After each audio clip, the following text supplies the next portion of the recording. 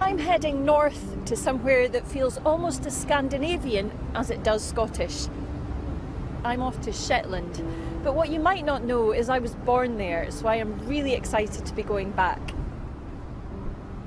I'm going to be exploring the island and meeting some people for whom the place is very definitely home. Here's to the adventure.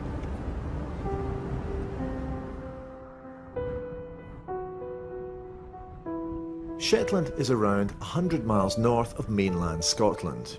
It's only 200 miles from Norway and double that to the Arctic Circle. In summer, the best way to get there is on the overnight ferry. And if you think of Shetland simply in terms of the annual Uphellia Festival, fine fiddle music and a moody detective drama, well, think again. In the last 10 years or so, a small group of local activists have shown that these islands have some superb sea cliff climbing. So where better for Desiree to start than at Eshaness, a small community in the northwest part of the Shetland mainland.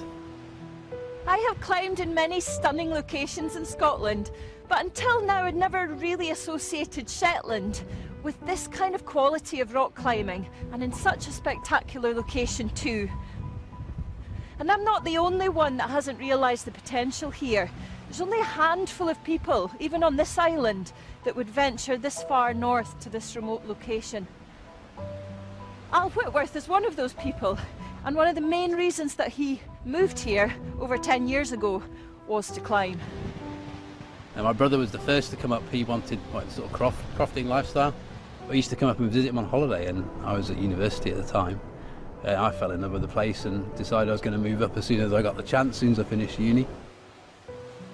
An awful lot of climbs in Shetland hadn't had many repeats. When we climb out, we don't usually repeat routes, we go and do new routes and stuff. Is that part of the appeal, I guess? Yeah, definitely, absolutely. Is that slightly unknown, but yeah, usually you try and pick stuff that you know you can get up. It's just really intimidating. I have to say I'm feeling a little bit nervous about abseiling in there and then having to try and get back out again. So I know I'm going to be in good hands, but I'm definitely feeling a little bit trepidatious at the moment.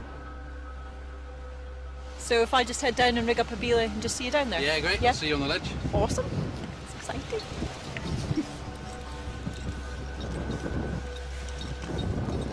I think part of the appeal of climbing is that a little bit of the unknown. You know, you go to places where you haven't been before because there's that element of excitement, and it's a little bit kind of, is this actually going to work? Am I going to be able to do this? Good. But the other side of that is that it's quite nerve-wracking as well, because this is somewhere I've never climbed before and the rock type's very different. I've got no idea what the gear placements will be like. I don't know what the style of climbing will be like either. It might not suit my style, who knows? So there's always that little bit of a fear of, is this actually going to work? This route is called Perfect Groove, which is pretty much self-explanatory. The quality of the rock is superb, and it's got a 4-star rating. This is an outstanding climb in an exposed location. Have fun. It'll do. What's perhaps surprising is that it's taken so long for these routes to be developed on Shetland. Now there's a small group of enthusiasts that have been putting up a wide variety of new lines right across the islands. But we've got a fairly active club. We started, I think it was 2004 and 5, something like that. And it's just a few of us had met each other randomly in Shetland and realised we kind of had a little bit of climbing in common. Slimy pocket and just put a hand straight in it. Click that on yellow as well, I think. Yeah, no worries. We formed this club. I think there's about 30 odd members now.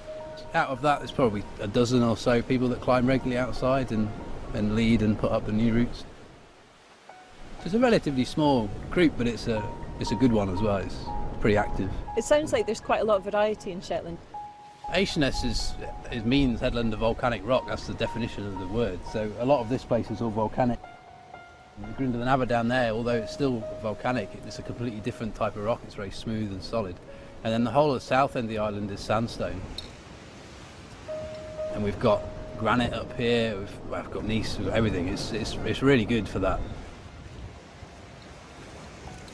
Not all of it's the best rock. If the whole of Shetland was amazing rock, it really would be a lot of climbing up here. But so you have to search out the crags, but when you find them, they are great.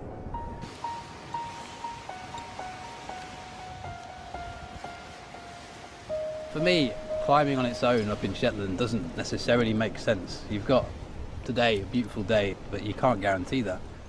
But up here there's so much to do, just exploring caves and wandering around the islands. It's a really beautiful place. There's hardly any footpaths, so wherever you go you feel like you're the first person there, and that's what brought me to Shetland, and that's why I still stay here. Okay, Desiree, safe! It's funny, I live 2 miles over there, but I don't actually climb here very often, funnily enough. Okay. Anything that's a bit more kind of slabby and technical is my kind of thing. It's very 3D here, and big holds and steep stuff. But it's still great to come here every now and again. First time this season, actually.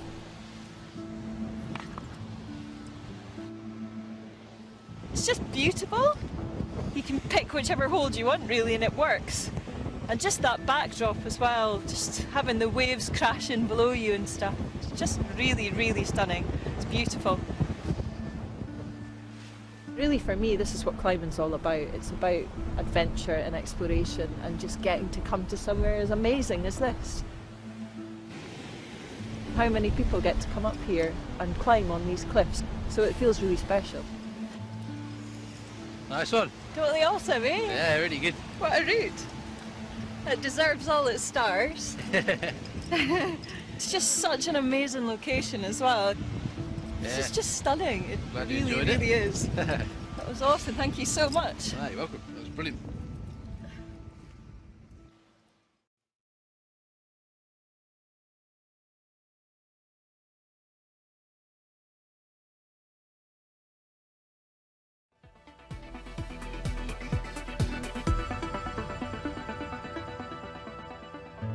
Welcome back to Shetland, where Desiree's returned to the main island.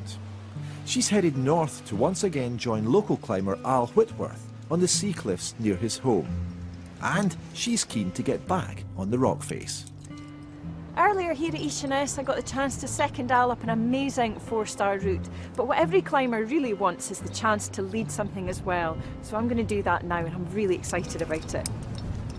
The route Desiree's about to tackle is called Rocking Horse Ridge, an evocative name that gives us a clue to its true nature.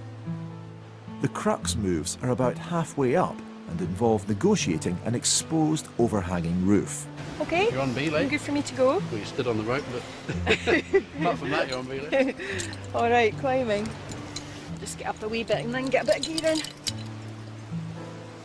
Rocking Horse Ridge is graded Hard Very Severe, or HVS, and should be well within Desiree's ability. But with the waves crashing below, grades here can be misleading. I think the very nature of sea cliff climbing, it just adds another element to that whole feel of trad climbing, which can be quite adventurous anyway. But you come to a place like this and, you know, we're not necessarily that remote, but it feels very remote when you go down there because you can't see anyone else. All you can see are crags around you, and all you can hear and see beyond that is the sea. How does it look?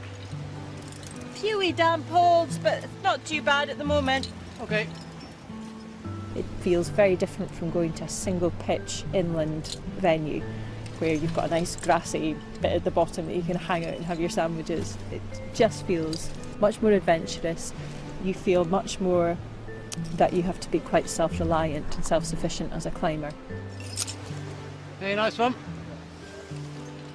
We've had some interesting days here in the mist and rain and stuff, and it is a completely different crag. So I can't really remember what made me decide to get into it, but when I first came up to Shetland I wasn't a climber at all. I think I'd done an abseil or something like that, as you do a charity abseil, I think off Lincoln Castle it was. But I was scared of heights at the time, absolutely petrified, and I was determined to get over that. So I did a little bit of climbing to start with, and then started enjoying scrambling around on the rocks and doing a bit. I bought my first rack off eBay, I think, and off I went, and straight up some route, and scared the life out of me, but yeah, addicted after that. So this bit's all pretty damp. Yeah, look of it. Desiree's now reached the crux moves. This overhanging roof is the most difficult part of the climb, and the rock is damp and greasy. Not a good start. I'm just taking my time because it's wet. Yeah, that's fine. Does it look like it'll go that way? I think so. I think I'm kind of out here and then back around by the looks of it. Yeah. I'll go and have a look though. It's quite exciting. It's really quite wet, so the holds are really positive. But my feet are quite wet on them, so I'm just trying to take my time and just settle into it a little bit. It's just quite a steep route to get onto straight away. I'm just about to go up into a really wet looking crack. Okay. Which doesn't look massively appealing. There was one particular crux section coming up and through a roof where the holes were just really quite damp, whether it was with rain or sea spray or whatever. So every hold that I was trying to use, my fingers just felt like they were greasing off them. As soon as you set off up a route and you're kind of experiencing difficulties with the holds being a bit damp or whatever, it immediately puts you on the back foot and it stops you climbing with a flow and a confidence that you would otherwise find came quite naturally to you. What do you think? I don't know if I can do it. I don't know if this is happening, to be honest. I don't know if I can get past that wet corner. So instead of just going for the first best hold and using it, you feel around and you see if you can get something that's a bit drier, and then you maybe come back down and you go back up again, and you try out a lot more options than you probably otherwise would. Right, I'm going to go for one more look, and then if it's not happening, it's not happening. Some days you come and you don't even notice you're on it, but you just enjoy it and love it. And some days you come and you wobbling your way all the way to the top. Yeah, well done. We don't do much sport climbing up here or anything like that, so it's all about keeping yourself, well, yeah, keeping it in your head that you can get up something, I guess.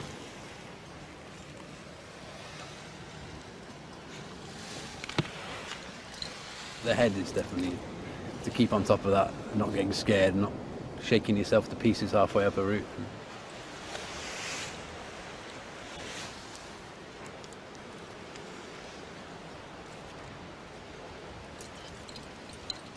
Yes, well done.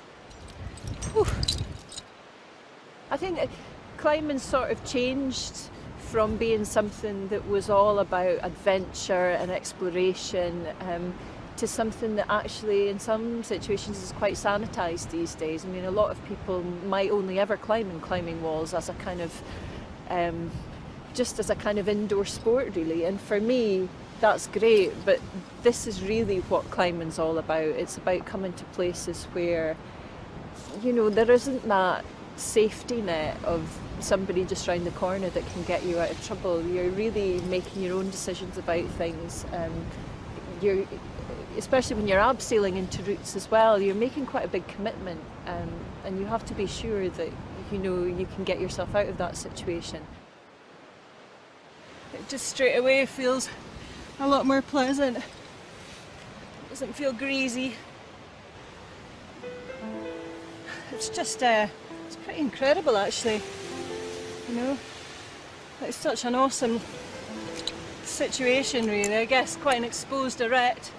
Quite nice to be on big holds, but still in a position that just feels really quite out there, you know. I think the head game of it is hard to keep on top of in Shetland because of the short season. But the other thing up here, there's so much to do in of all grades. We haven't done that much of the really hard stuff up here. I'm sure there is really hard routes, but we're not doing them. And so you can climb any grade or any style up here. So you can climb it into your 60s and 70s, I hope. I think the added kind of element for me making this all the more special is the fact that I know I was born here. So while I haven't been back here really since I was very small, there's a definite sense of kind of coming back to my roots a wee bit, I suppose. And the landscape feels very familiar to me, and it feels very, very like home. And I don't know whether that's just a psychological thing or whether I do actually have lots of memories of this place from when I was very young, but it feels very special to be coming back here and to be able to explore it in its really kind of native, wild environment. Whew. Now that's over. Oh, it's very beautiful though. It's a totally stunning place. So, now's the time to plan ahead and put Shetland on that adventure bucket list.